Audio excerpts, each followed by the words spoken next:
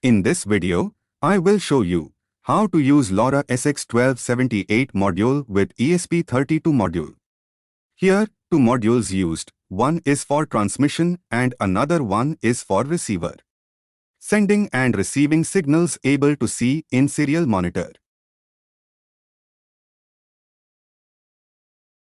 Please watch full video to make this project.